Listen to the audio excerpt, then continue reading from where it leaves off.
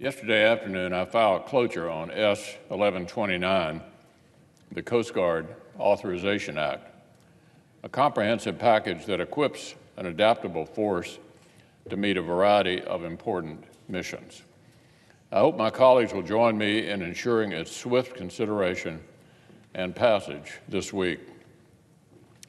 But first, the Senate will consider yet another chance to use the Congressional Review Act and repeal yet another of the last administration's runaway regulations. Thanks to Senator Moran and Senator Toomey, today's effort will protect consumers from a brazen attempt by the past director of the Consumer Financial Protection Bureau to stretch his authority and interfere in the auto industry.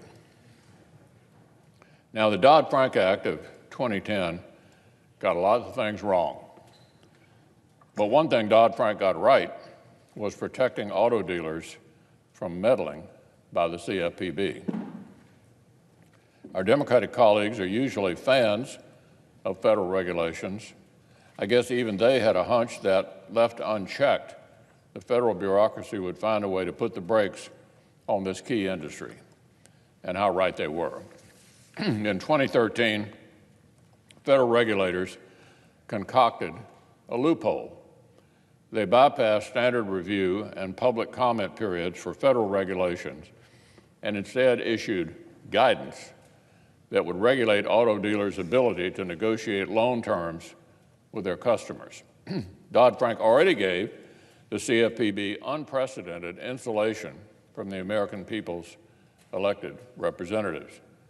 But apparently that wasn't enough, because they still attempted an end run around the express prohibition on the regulation of auto dealers with guidance they assumed would not be subject to the Congressional Review Act. Well, today, Senator Toomey foiled that plan when he asked GAO for an opinion on whether this guidance was in fact intrusive rulemaking that should be subject to congressional review. GAO decided that indeed it was, and now Congress will have its say. Republicans are chopping away at the tangled mess of regulations that the last administration left behind. Our whole economy is getting a tune-up, and now it's time for the front end of the auto industry to come along for the ride. We used the Congressional Review Act a record 15 times last year. Let's join with our colleagues from Pennsylvania and Kansas and add another victory to that list.